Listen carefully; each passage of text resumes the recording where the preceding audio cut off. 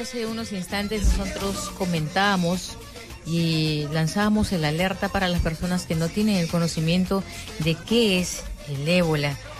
Surgido en un río saireño, dice a mediados de los 70, el virus del ébola es uno de los más mortíferos que existe. Hay que conocer cómo se transmite, cuáles son sus síntomas y sobre todo cómo tratar y cómo prevenir. Para hablarnos de este tema tenemos hoy una excelente profesional a quien damos una cordialísima bienvenida y las gracias por darnos su tiempo para poder compartir con los oyentes a nivel nacional, llegando a todos los rincones de nuestro país, a la doctora Mariana Ramos Rodríguez, epidemióloga, que nos acompaña el día de hoy. Muchísimas gracias, doctora. Bienvenida a Radio Nacional. Muy bien, muchísimas gracias. ¿Qué tal? Gracias. Muy amables por la invitación. Queremos ser un medio que amplíe la información de algo que se puede convertir en una psicosis, porque a veces, si no dominamos el tema, pues nos podemos preocupar demasiado, o tendríamos que hacerlo. Pero ¿por qué es tan letal el virus del ébola, doctora? Bueno, en principio no debemos alarmarnos. El virus del ébola es un virus que se encuentra bien lejos todavía del Perú. El virus del ébola actualmente está causando una epidemia, bueno, para informar un poco a los oyentes, desde hace más o menos 6 meses. Empezó como un pequeño brote, primero en Sierra León, después se expandió a algunos otros países. África, ¿no? Estamos hablando de África del Este, y son 4 países actualmente los que están afectados. Guinea, Sierra León, Liberia y Nigeria recientemente, ¿no? Y está confinado a ese lugar, básicamente por cuestiones más que nada sanitarias, de las características sanitarias de estos países que sabemos que tienen bajos recursos económicos, mala infraestructura de salud y algunas costumbres funerarias que los ponen en riesgo también del contagio, ¿no? Básicamente esa es la situación actual. ¿Por qué se llama ébola? ¿Es el origen de un río, nombre de un río africano? Sí, el río, es un río que queda en Zaire, justo donde lo descubrieron los primeros casos, y le pusieron el nombre del lugar donde apareció por primera vez. ¿Cuál es el origen del ébola? El origen es algo que todavía se está discutiendo. Se tiene todavía poca información al respecto, si bien es cierto, recién apareció pues en el año 76, más o menos. Ha habido pequeños brotes, cuando decimos brotes son pequeños grupos de casos que han habido a lo largo del tiempo, aislados todos en África. Incluso la primera vez que apareció en otro país fuera de África fue en Alemania, y fue un accidente de laboratorio. ¿Ah, sí? Sí, solo para contarles como anécdota, trajeron unos monos para experimentación, y justamente no manipularon bien, parece que los monos estaban infectados y varias personas del laboratorio se contagiaron aquella vez, ¿no? Pero eso fue un problema básicamente de bioseguridad. Pero en sí en la comunidad se transmite a través de fluidos. Ese es el principal mecanismo de transmisión. Un poquito para explicar cómo es esto de los fluidos, porque a veces uno no entiende por el aire, por los fluidos, ¿no? Cuando decimos que se transmite por fluidos, los fluidos corporales son básicamente el sudor, la sangre, la saliva, el vómito, las deposiciones, ¿no? El semen, los fluidos vaginales también todos esos son fluidos corporales. Entonces, el virus del ébola se transmite a través de estos fluidos, cuando uno entra en contacto directo con los fluidos. Y cuando hablamos de contacto directo, bueno, a través de las relaciones sexuales, por ejemplo, es la primera, ¿no? Luego, el hecho de que, por ejemplo, tenga yo contacto con la sangre y esto entre por la conjuntiva del ojo, o alguna herida que yo tenga en la piel, o la mucosa oral, ¿no? Todas ese tipo de orificios que tenemos de entrada son las vías. ¿El sudor también dijo? El sudor también. Hay un país que, bueno, a Liberia ya ha decretado estado de emergencia porque ellos tienen un enfermo de ébola en el hospital, y ahorita esto es un laberinto en este país. ¿Cuál es el tratamiento que reciben las personas? Porque sabemos que es una enfermedad mortal también para las personas que lo tienen. Sí, efectivamente el ébola es fácilmente una de las enfermedades más mortales que existen infecciosas actualmente en el planeta. Y sí, efectivamente hay el tratamiento de elección, el que se maneja es el tratamiento de soporte, que constituye en asegurar la hidratación del paciente, primero que esté hospitalizado, se le hidrata bien, se mantiene sus fluidos corporales bien estabilizados, se le maneja el dolor y se le maneja las complicaciones infecciosas que pudiera tener alguna infección bacteriana sobreagregada. ¿Por qué le digo manejo de fluidos, no? Porque el ébola se caracteriza por ser una fiebre hemorrágica, entonces causa mucha pérdida de sangre y el paciente rápidamente puede entrar en shock.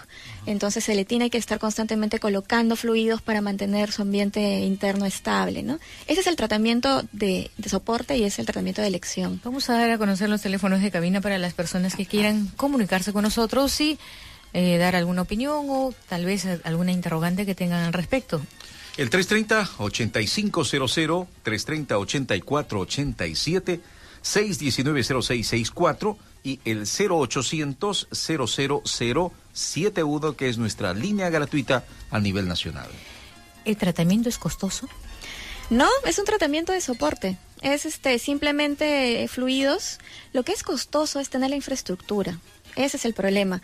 Al ser una enfermedad tan contagiosa, necesita un lugar donde los pacientes se encuentren aislados, en presión negativa, con varias barreras de protección, que el personal de salud que entra se encuentre con equipo de protección personal completo, y todas esas cosas son costosas. ¿Cuáles son los síntomas del ébola? Del ébola. Bueno, primero es una enfermedad febril hemorrágica, ¿no? Y se caracteriza primero por fiebre, en primer lugar.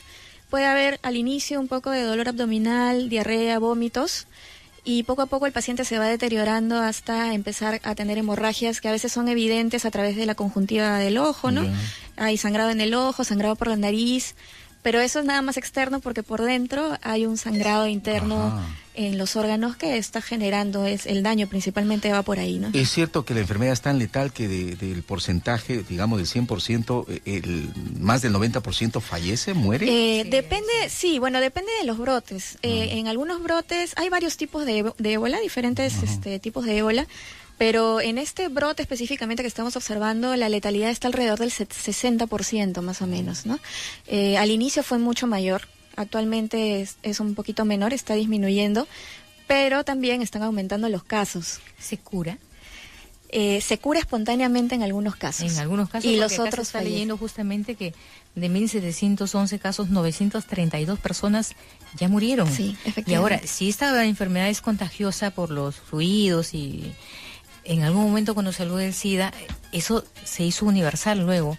Nosotros el temor es con la globalización, con los intercambios que existen, con las líneas que van y vienen, las personas que hacen turismo, ese es el temor. Exacto, sí, efectivamente, actualmente una enfermedad, ¿cuánto puede demorar en llegar? 36 horas es un vuelo más largo en el mundo, ¿no?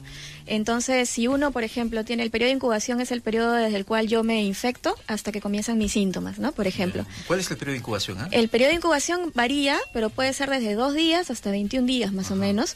Entonces, ¿qué tal si una persona se infecta ahora en África, viaja a Estados Unidos unas 24 horas y de repente llega asintomático, pero ya estando en Estados Unidos puede empezar a hacer síntomas y nadie lo detecta? Y puede contagiarse. Y en el transcurso está contagiando, ¿no? Esta es una emergencia en realidad, porque la Organización Mundial de la Salud va a decir hoy, dice, si el brote de ébola que golpea África Occidental es una emergencia de salud pública mundial. Sí, efectivamente. Incluso el Centro de Control de Enfermedades de Estados Unidos el día de hoy en la mañana decretó que el nivel de alerta era el nivel 1, que es el nivel máximo de alerta a nivel mundial. Y justo la OMS está pensando en declararlo como una crisis, ¿no? Pero esto no quiere decir que debamos alarmarnos, ¿no? Simplemente son cuestiones que nos llevan a invertir o generar recursos o poner recursos en el área, ¿no? Cuando decimos, prevenir. Exacto, ¿no? Cuando el CDC dice alerta 1, quiere decir que todos los recursos que puedan se van a invertir para prevenir la enfermedad. Mi pregunta es, ¿por qué si esta enfermedad se empezó a dar a mediados de los años 70, por qué ahora se está hablando mucho de esto? Porque ahora el brote es el más grande que ha habido a lo largo de la historia. Ese es el problema. Ha salido un poco de control. Los brotes que hubo, ha habido varios a lo largo de los años, como les mencionaba, eran brotes pequeños, había mortalidad, obviamente, todos, pero estaban localizados. Pero este es el más amplio, el más fuerte tanto en magnitud de pacientes como en extensión, porque tenemos a 4 países afectados. Hay el temor de los propios médicos, dicen que dejan a sus pacientes y los hospitales por temor a contagiarse, ¿no? Bueno, es que eso es falta, pues, a veces de entrenamiento, ¿no? Eso también con nosotros, bueno, si hay médicos escuchándonos, hay que informarnos, y a la población también, ¿no? Hay que informarnos, porque sí, el contagio puede ser bastante rápido si es que uno no tiene el equipo de protección personal adecuado, que es el nivel máximo de protección, y hay que afrontarlo, ¿no? Yo que soy médico, se los puedo decir con toda honestidad, cuando uno está en un hospital, a veces con la justa se pone una mascarilla, un respirador. Por las emergencias que tienen que correr de un lado para otro, en verdad es por negligencia, porque nosotros sabemos que debemos estar protegidos constantemente. ¿Qué tal si llegase un paciente con ébola que contagia por sangre? Yo lo cojo con mis manos a veces sin guantes y me toco por ahí el ojo, estoy contagiada. Ahora, para que los peruanos estén tranquilos, esta pregunta me hacen al interno. En el Perú En el Perú el riesgo es muy bajo, la verdad. Porque primero la epidemia está concentrada en África. Y está concentrada ahí. No hay epidemia en otros países. El hecho de que hayan 2 pacientes que están en Estados Unidos aislados, son casos importados, no quiere decir que haya una epidemia allá, sino que simplemente son casos que han sido llevados para tratamiento. Es para tratamiento. Es para tratamiento. No para experimentar, ¿sí? Sino para darle soporte, porque ellos son ciudadanos americanos, entonces los han llevado para allá. Ajá. Hay también 2 españoles que se han contagiado y están pensando transportarlos a España también. Prevención. ¿Cómo? Yo sé que de todas maneras algo queda en la cabeza de las personas, aunque digamos que en el Perú está bajo, pero uno nunca sabe quién puede venir de qué país y qué puede pasar, qué tipo de contacto puede haber. Claro. ¿Cómo prevenir? Esa es una pregunta complicada. En verdad, actualmente, si uno encuentra a una persona en el aeropuerto, se me ocurre un caso así, ¿no? Llegando de África, y que presenta algunos síntomas tipo fiebre, hemorragia, por más duro que suene, es preferible mantenerse un poco alejado. Uno como persona común, no ir inmediatamente a su ayuda, ¿no? Sino más bien llamar al personal de salud. Porque justamente los primeros casos que se han contagiado son aquellas personas que prestaron de manera muy, muy adecuada ayuda a las personas y tuvieron contacto con la sangre y los fluidos y se contagiaron, ¿no? Muchos médicos, mucho personal de salud también se contagió así. Entonces, preferible mantener las distancias. Lejos. Y la mascarilla per se no es el único medio de cuidado. Hay que proteger todas las vías. Sí. Y es complicado decir cómo prevenir como persona común y corriente. Pero el contacto tiene que ser directo. El contacto tiene que ser directo. No, pero los fluidos son estornudo, por ejemplo. No ese tipo de fluido. No por el aire. No por el aire.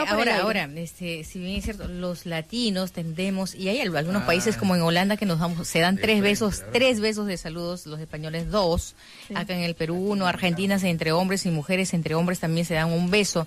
Ahora, yo adoro la costumbre asiática, ellos hacen su venia y ese es el saludo que te dan. Y me parece más saludable. Desde el punto de vista de salud pública es perfecto. Y sí, es muy tradicional, pero en realidad es bueno, ¿no? Pero en este caso el ébola no se transmite como la influenza, por ejemplo. No por el aire, no por el conversar con alguien. Simplemente se transmite el hecho de que mi sangre, mi fluido, tenga contacto con alguna de mis mucosas, es decir, mis ojos, mi boca, alguna herida. A ese nivel tenemos que llegar. Yo me imagino cómo deben ser, tomándolo del plano deportivo, los partidos de fútbol, ¿no? Porque el sudor, los abrazos, ese contacto, hay contacto directo. Claro, hay contacto directo, en caso, las concentraciones del virus son bajas en el sudor, y bueno, si uno tuviera laceraciones, qué sé yo, el riesgo es muy bajo. Además es bien difícil que una persona que esté incubando ébola esté jugando, ¿no? En general es no podría. No podría, es una enfermedad bastante agresiva, la verdad. Doctora, muchísimas gracias por aclararnos tantas dudas al respecto. Nosotros vamos a estar a la expectativa de lo que suceda en torno a esta enfermedad, porque en algunos países se ha decretado estado de emergencia por 90 días. Igual nosotros queremos saber cómo va esto saliendo, porque la humanidad de todas maneras se pone en riesgo si esto crece. Exactamente. No, gracias, más bien, y estoy a su disposición. Gracias, doctora Mariana Ramos Rodríguez, epidemióloga, que hoy nos habló del virus ébola, aquí en Nacional y Estación 103. Sí, bueno, nada más agradecerle a la Universidad Cayetano Heredia por permitirnos comunicar un poquito acerca del ébola. Gracias, Eso doctora. Nada más. No, gracias a ustedes. Felicitaciones y gracias a usted.